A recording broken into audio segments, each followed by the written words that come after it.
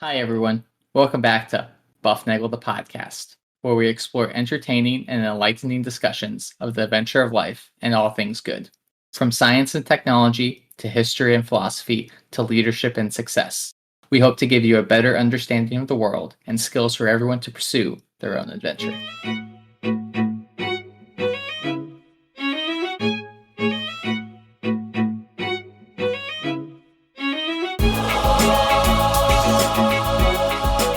Hi, everybody, and welcome back to Bufnagle the podcast, where we talk about all things good and the pursuit of the adventure of life. I'm Rafe, and you know what? Here it is again. We have another great show for you. I always say this before we start, just as like this optimism thing that it's going to turn out the way we. You know what? What do they say? If you believe it, it will occur, something like that.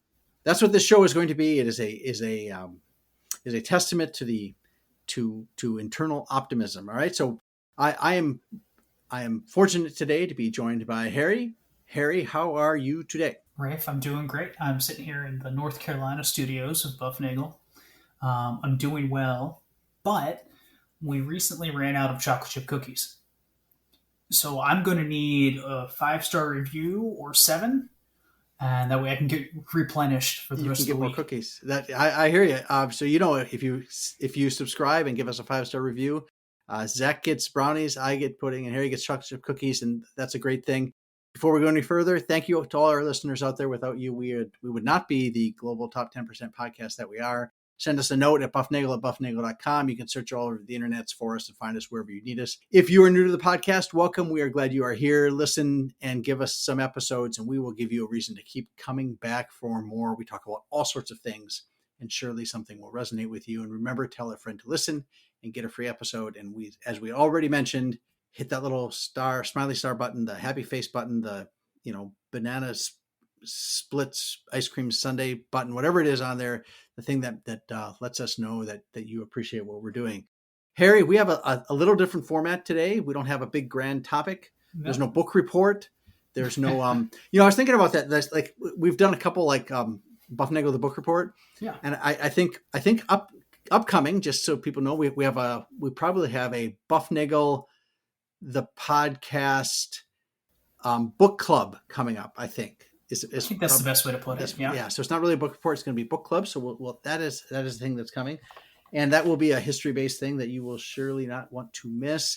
But today we have I guess listener questions is the way to phrase them, and these are things that people want to know. And we're going to start, Harry. You have 2 questions, right? And I have 2 questions, and we're going to throw them out there, and then we're going to bat them around for a while until it's kind of like you remember when you were in the sandbox and you had that little sieve and you would like shake it, and then the pieces would fall through, and the big pieces would eventually break up, and eventually they would fall through, and there's nothing left. The only thing I remember about the sandbox is trying to dig holes to the bottom. Did you ever get to the dirt? Oh, absolutely. Yeah. Okay. Well, but sometimes the sand clumps up and it takes a while for those to break up. But when we sieve the sand down to nothing left, then we will go to the next question. That sounds good. All right. So first question. All right. The first question is relatively short. All right. This is a modern cultural question. And the question is just phrased, should we dress up more? That's the question. More often? Should we dress up more extravagantly? Okay, I'm going to go first of all with should we dress up more often?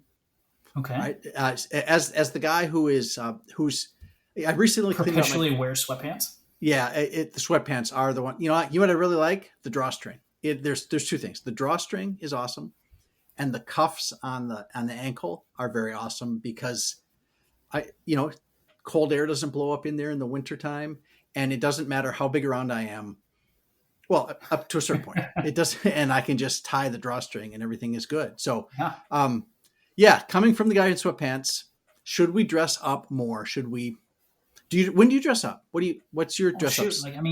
My normal day, I wear the same uniform every single day in, day out, right? Unless I'm meeting with some kind of civilian group or leadership or something of the sort, then I'll probably wear the same similar appropriate dress, khakis and a polo.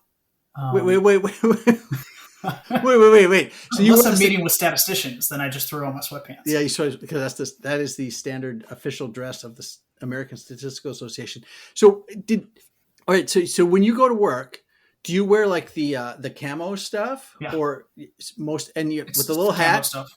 and you have a camo jacket, camo pants, and the whole camo thing? That's right. That's what I wear on a regular basis. Okay, and then if you meet with somebody, you say khakis and don't you wear those little khakis and a polo? I mean, so it really depends, right? If I'm going to go and talk to, is that official uniform, khakis and a polo?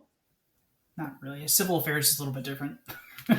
Okay, there's the understatement. Sorry. Yeah. If I'm meeting with some kind of firefighting group or police leadership, I will dress up a little bit. I'm not going to wear a full suit. If I'm going to go to an embassy, I'm definitely going to be wearing dress shoes and a tie and probably a jacket. And that's that uniform thing that you have. It's uniformity, right? So the whole point, and there's numerous people out there that can speak much better about this topic than I can, but the point of the uniform is to be uniform within the group. It's to say that you are part of the group. And if you dress down, you are saying that you are not willing to play the part. All right. But even in the uniform, though, and I noticed this when you were at West Point, everybody looked the same. Yep. Until you started looking at the details.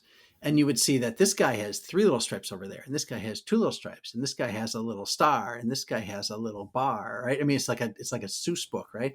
And so, and you can, and this guy has this little symbol with that's a cannon, and that means artillery, and this guy has a little horsey, which means infantry or something, right? I mean, that's more or less correct, at least for military garb, right? But if I'm going into a civilian workplace, if I'm going to go work at my cubicle all day, what am I expected to wear?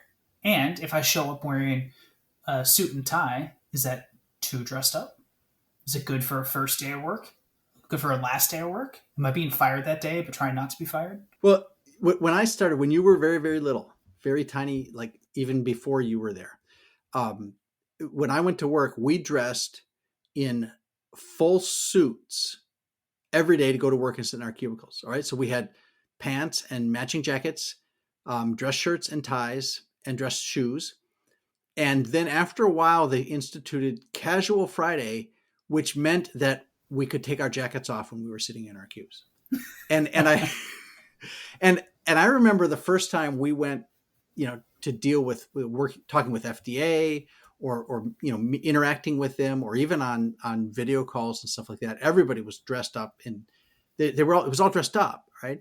And recently, the last interaction I had with FDA proper, our boss didn't want us in ties because he thought that created the impression that we were trying to be uppity relative to the agency, who was, these guys are civil servants doing their civil servant job, and they might take it as we were trying to wow them with some sort of, fancy clothes. So I would say, yeah, I agree with that to an extent. Maybe you're not trying to one up whoever you're speaking with.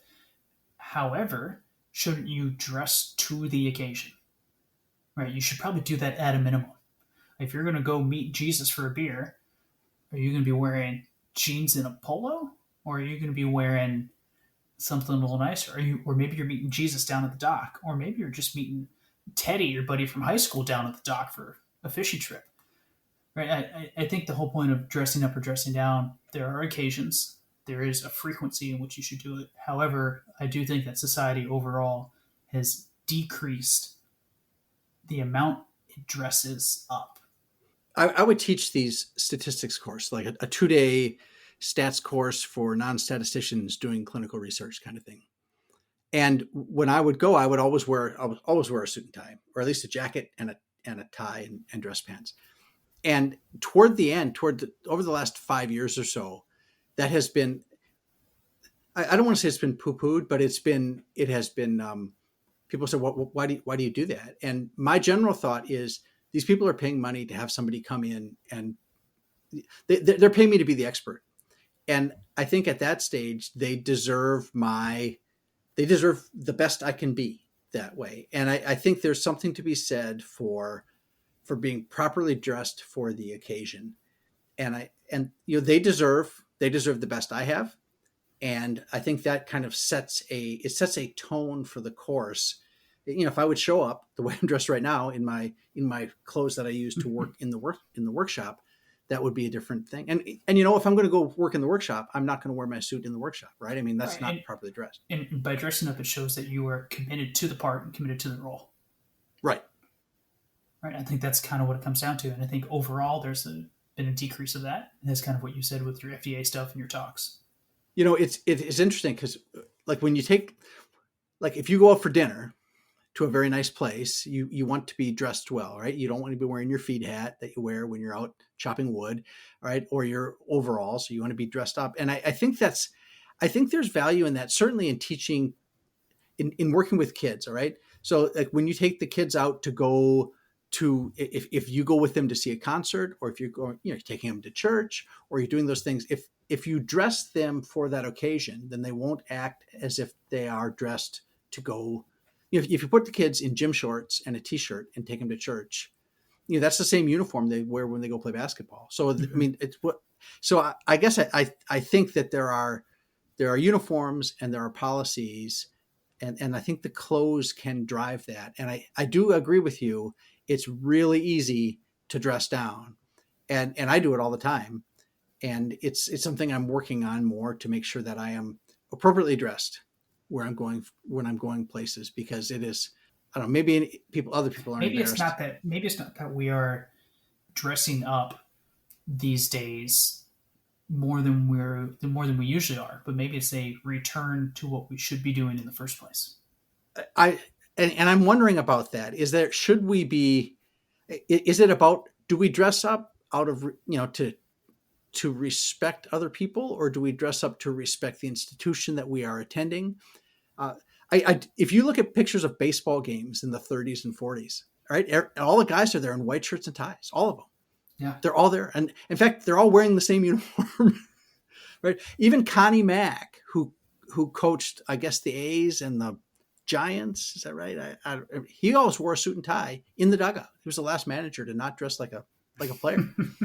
Right. But they would dress that way. And I think it was just, that was how you dressed. And I don't know if it's the culture has become more casual, but I know there are people that lament that.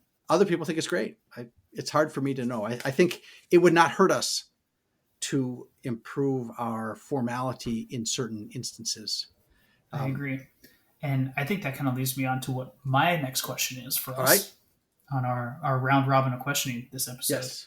Paper or digital? New or old? New or old? Wow. Okay. We are doing this right now. We're doing this show on digital, right? You are not sitting on the other side of this little computer monitor here. You are halfway across the country. Mm-hmm. And digital is an awesome advance in certain things. But I'm reading this book that we're going to talk about when we get to our book club coming up. That's right. I cannot imagine reading this on a computer screen. Especially the phone screen.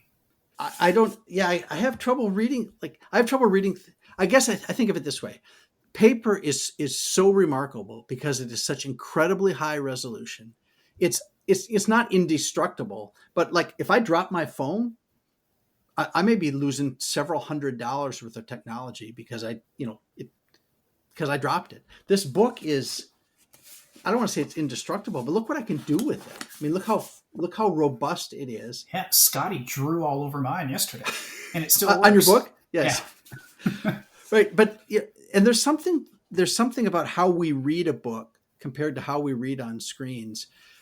There's something as I'm reading through this book that we're going to be talking about, I kind of look ahead and see how big is this next chapter going to be? How far do I have to get? And this idea of a page turn, this tactile response, that's a different feeling than, goodness, how many scrolls do I have to keep going on this screen? Even how big is this the Kindle or the Nook has a swipe. And it makes a noise, right? It makes a noise, and the screen is a little bit rougher to kind of, I think, to simulate paper, but still not the same. Right? I think you can write notes in the margins. and that type of thing. But you know what you can't do is you can't peel back pages 30, 40, and 50 all next to each other and show all of the note margins at the same time. That's true. You can't do that. And you can't put your finger like, oh, here I'm on page 195. You can't put your finger and scroll back. Do you hear that? To the map here at the beginning, and then scroll back, and then also put your finger here where the pictures are on page 111. And you can't see them. I have like 3 or 4 fingers in. I suppose I can do that. I probably could do that in a Kindle, but then there's this principle in information displays, and the principle is to sequence comparative items in space, not in time. I was going to bring this up. Yeah, go ahead. Right. Okay. So I always imagine, like, I remember back when I was a kid and I broke I wrecked my thumb. Remember this, how it does this funny thing, and it gets all swollen like that. And I want to, my thumb, I thought, looked swollen. So I wanted to compare how big my right thumb was to my left thumb. And what I did is I put them both side by side right out here in front of me, and I can look at them and I can see they are right here within, Ed Tufte calls it within the eye span, right? They are within what I can see, and I can look back and forth and compare them in space. What I wouldn't do is I wouldn't put my right thumb up and look at it and then move it away and then put my left thumb up and then move it away and I wouldn't sequence them in time. And a lot of the digital screens encourage us, they can only show you one thing at a time. To get what I often decrease your resolution. And actually computer monitors and these wonderful phones, they are actually pretty low resolution compared to paper. Paper has resolution pretty much at the atomic level. Right. And if you want better resolution, you could just bring it closer to your face. Now you can't like put your fingers on it and do that zoomy thing. Well, that was my next thing. It's gonna be like, because I did GIS and cartography in college, right? Right. And that's one thing I discovered is I can have a paper map. Yep. Which is really nice because you can see the whole. I can put a huge map, 6 by 6 foot piece of paper, and lay it down and look all over it, which is fantastic for paper. Unless I want to get really specific, because then maybe I want to look at the specifics of, restaurants in a certain radius that are next to certain buildings, right? And then digitally, that layer can happen within. But as soon as you zoom that in, then I can't see everything else. You can't see everything else, right? And so there's real value in zooming in on that. And I love.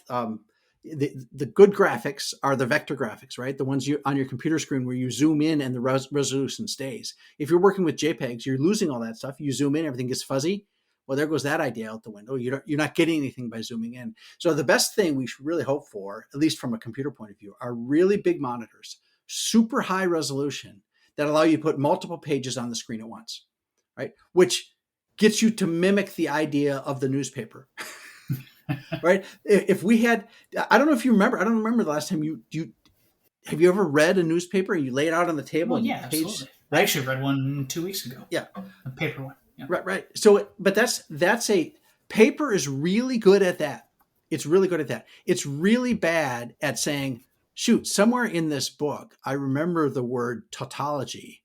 Where was it? And on my computer, I hit Control F and I type TAUT. And by the time I get there, it tells me there it is on page 167, and I can find that thing. So as far as like computers are really good for things like searching and like look how good Google is. It has like the world's knowledge in it. How big would that encyclopedia need to be? Yeah. But as far as a personal relationship with something, man, I gotta love paper. I just love paper. I think paper's just phenomenal. I think it's better for taking notes too, right? I don't know if you've ever typed out. You were never in a college class where you typed out notes. No, I never was. Right, but nobody had computers. Nope. I was afforded that opportunity, and I very, very rarely ever did. Right, because what am I going to? I'm going to click, clack, and stare at my computer screen, or I can write some.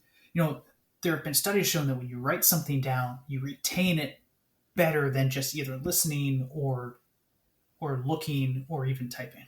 Well, when Ginny was on the show, that's exactly what she said. She said, "Write, don't tap."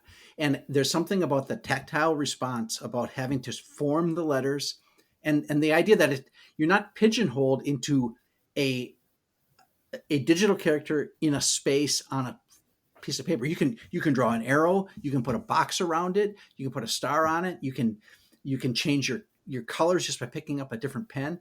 Trying to do that, trying to mimic that thing on the computer screen is it hasn't been done yet.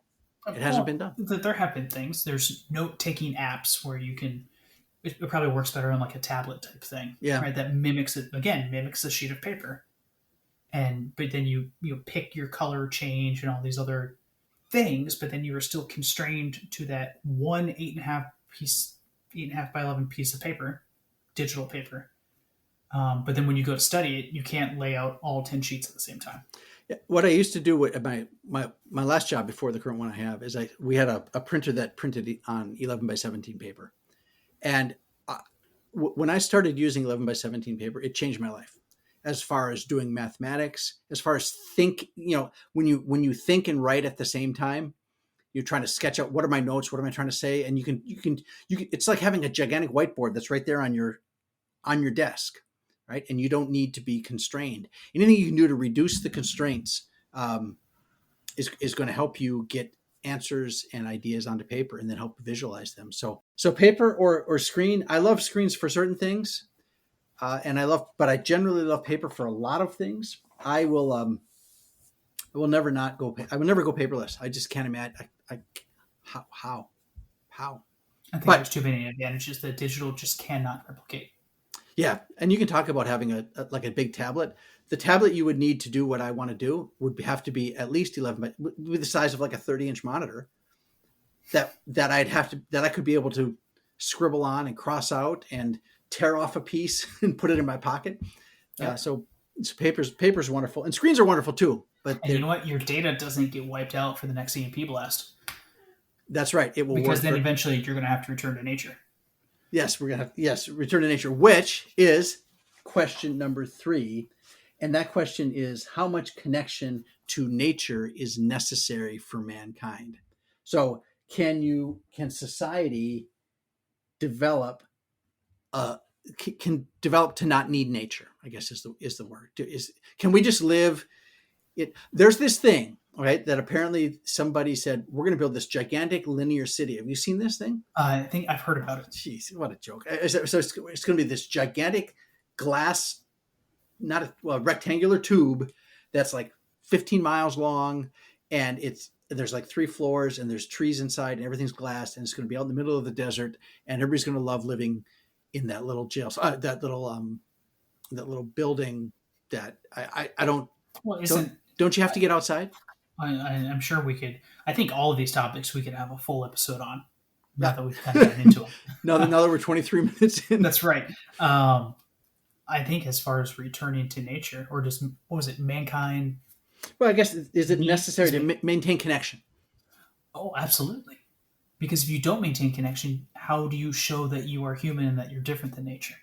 How do you show that you are not just an animal if you can't see animals? You've rendered me nearly speechless. That's great. That comes to the question of what's the nature of man, right? What is the nature of man, and how is man? Because there's a lot of focus right now on materialism, I'm just a body. No, you're a meat sack. A meat puppet filled with chemicals. That's right. All right. And if that's all I am, so like I get a little pain, I take this pill, and people have talked about that. I remember thinking about this as a little kid. Is there one pill I could take per day, which would give me all the calories I need and all the nutrition I need, and that I wouldn't have to eat? And I think the answer is probably yes. Well, at some level, all right. But isn't part of, like, okay, is that the goal? Just to fuel? Is the point of eating just to fuel me? I don't know. You miss out on like ice cream and cookies and cake and brownies. Exactly right. So you can take a pill. What was that movie where the big fat guys are in the spaceship and Earth has been destroyed? This is WALL-E. WALL-E, right? Okay. and they're all just pudgy. They are literally meat puppets, right? And they get this. Aren't all the dystopians like that? The dystopian thing is, we will give you just what you need to maintain your physical nature, and we will think about it, that all the dystopian stuff, they maintain your physical nature and they completely erode the rest of your humanity. Isn't that what happens? Think about it. That's in Wall-E. Well, see, now I'm speechless. Yeah, see, well, I was just trying to put that together. But that's all the dystopia, all the dystopian things are stories of the removal of the spiritual piece of the humanity. Right, and then the hero comes back and says, no, return to nature, because you need to show what your humanity really is. And you do that by comparing yourself to the rest of the world. And if we are just animals, then everything goes away. All the important stuff, like art goes away. Art goes away. Life, liberty, prosperity, pursuit of happiness. Ethics and morality go away. All of that. There's no reason to not do anything you want to do. Why should there be any rules? Like, my dog doesn't have rules. The squirrel running around in the woods doesn't have a rule. They don't follow like those aren't law-abiding citizens. No, they're not. There's like these were my acorns that I found. Screw you. I don't care if you don't have acorns. Right? There's no, like, this isn't my tree. I can fight you to maintain control of my tree, but that's not law. So everything that's human is outside of this. It is a component of you that's outside of materialistic, nature. Physical. Yeah, but you need that materialism to recognize the half of who you are. Right. So I guess you have to recognize who you are relative to what else is out there. And if you're spending all your time living in a glass tube filled with sterility, then you're missing out who you are humanly. Well, yeah, and that's why I'm assuming, right? Because I don't know much about this, but don't psychologists always say, like, go outside, go for a walk, work out, all of these things to show your body that you are still human and show you what nature really is? Well, that's the Zach says that a lot. You get outside and do something. You have to do the physical. This is what's interesting, because it's almost ironic. You have to do physical things to prove that you're not just a physical thing, right? You can't just sit in the library and read a book or a computer screen, right? So you have to go out and be part of that to recognize the fullness of your human. I think it's about the fullness of the human experience. That's what I would say. So I would say that that you do need a connection to nature and to recognize. You cannot leave nature behind. Right. Even though it's interesting, because the goal you are different from it. Yep. But it is necessary to be. You can only recognize if you are different if you are within it. You don't have to be part of nature, but you have to be within nature. Yeah, it's interesting. The materialist mindset wants to remove you from that by making you the only nature that you see. Well, then you're easy to control. Yeah, I guess so. All right. Wow. Okay. So, all right, let me see if I can sum up where we are. Should we dress up more? I think we're kind of saying, yeah, we probably should. It wouldn't hurt us. I kind of like the things a little bit more relaxed, but it wouldn't hurt us to dress up now. It's relatively easy to do. It doesn't take a lot out of you. That's a good point. All right.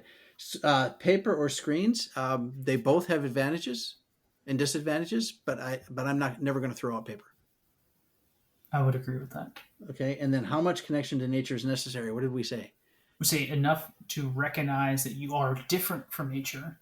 You are part of nature, but you are also fully human. So you're more than nature. So therefore you are more than nature. All right. That's good. Okay. So there's 3 questions. All right. What else we got? All right. So the one I've got for you is, it's personal. What is radically different about grandfatherhood than what you had initially imagined? Oh, wow. Okay. Okay. So I've mentioned this, and I think I've said this to you before. We had an episode about what it's like being a father, and you asked me what it's like being a grandfather, right? And I think I said being a grandfather is like being a designated hitter on a baseball team. And probably the guy who's toward the end of his career on the base, some guy, a 38-year-old kind of power hitter guy who's a DH. Right. You don't play the field anymore. You get to watch the game from the dugout. That's the first thing. You don't have to sit in the stands. You get to be right down there where the action is. but you don't have to be in the field, field and ground You don't have balls. to run. you need like a ground rule double once every 3 games. Yeah, right. And if it's baseball, if you get up there and you don't get on base 7 out of 10 times, they'd be like, "Yeah, you did all right." But every now and then you're called into you get called into doing something like, "Hey, take care of the baby," or "Take so and so for a walk." You're like, "Oh, I can do that." Right. So you go out there and you hit a single maybe, or maybe you get lucky. You bounce one over the wall for a double, or, oh my goodness, heaven forbid, you hit a home run. And like the guys come out of the dugout, you get high fives. Way to go, Pops, is what they say, that kind of thing. Right. And that's what it is. And I had this mention to this lady today that I was talking about, because she's very soon to be a grandma. And she said, I got to imagine it is similar to, like, I can't know what it's like. Just like you didn't really know what being a parent was like until you are one. You don't even know what it is you don't know at that point. Mm-hmm. And if you're wise, you'll recognize you don't know what, right? And that was how it is coming into. It is so awesome. When you're a parent, this is one way I think about it. Part of your job as parent is to reveal to your children about the nature of God. Okay, that's part of what your role is, because you're very powerful. You kind of know where the things are, and the child has none of this knowledge.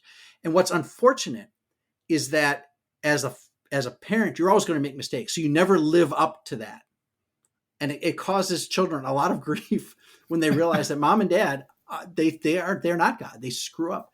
But what's really fundamentally important is that you learn these two pieces of the nature of God. One of them is you understand justice, and the other is you understand mercy. And it's really nice that most of the time, daddy plays justice and mommy plays mercy. Although that's not always the case, right? Sometimes you have mom is very much justice, and dad comes in and he plays mercy, right? Or dad is being overly merciful and mom has to step in with justice. But they give you that sense of the difficulty of that balance. And as a parent, you see that. But as a grandparent now, I get to see you seeing that. And I get to see, it's like being removed. It's an out-of-body experience of being a parent. It's a third, it's like what it's a third person view of the nature of how people work together. It is a wonderful view. It's watching the game from the dugout. It is. Did I answer the question? What was the question? Well, I asked what is radically different about grandfatherhood than what you had imagined. It's third person. Third person view. It's third person view. It's really remarkable. And now I start to glimpse. Like I remember being as father, I'd be like, saying to you and to Zach and to Olivia, I would like, how can you not see what I'm telling you? Why is it? How can you be so obtuse and not recognize that what I'm telling you is good for you? And then I recognize that's what God is always telling me. So there was a very big lesson in being parenting that way. But now, even stepping further back into third person, I get to see that at another level, which I never even dreamed exist. I didn't dream that there was a third person there. And so that is radically different for me. That's how God sees the world. I have to imagine, like I have an inkling now. It's like, a pinprick of light into a divine revelation of how the world works. I think it's phenomenal. I think that's about the best response we've ever had on the show. Oh, well, thank you. That's I have to hope we recorded that. Oh, that might be the end of Bufnagle entirely. Yeah, I know. We'll have to. We have the book report to do. So, or the book club. No, I think it's what you meant, because I know what you mean by why don't you see what I see? And I definitely agree with that. But I think for me, it's the really little things. Like you can see your kid about to fall off from the edge of the couch, right? So There's part of you that has to say, I need you to fall off the couch, right? Because you need to learn where the edge is. Right. but I'm not going anywhere. I'm not going to let you fall and smack your head against the table. And I'm not going to let that happen, but I will let you fall. Zach says one great thing about youth sports is it provides a safe environment for you to learn to fail. And I think that's part of your parent job, right? Is to provide an environment where they learn where those boundaries are, where the problems are going to be, and then they address them in a safe environment here instead of out, so eventually you will say, don't go to the edge of the sofa because you will fall off. And they'll be like, oh, I get it. And then when you say, don't go past the curb, that's where the cars are, they'll say, oh, now I understand why you say that. Yeah. And if we bring this back to divinity, isn't that what God's telling us in the first place? It's like, I'm going to let you fail. It's like, why, God? Why have you forsaken me? It's like, well, maybe it's part of a bigger scheme. Yeah, that is a hard thing. And it's the idea that your kids will make these mistakes. It is gut-wrenchingly painful. But that's what love does, right? Love requires that you let them choose love, right? That's free will. You could, if you don't want that, then you build a little robot that will always do exactly what you say. And that's not human either. So anyway, that's how I'm seeing it. I think that's excellent. I think we answered all of our questions. All right, so we will be back more. There's a book club episode coming up soon. I hope as soon as we all get done with the book.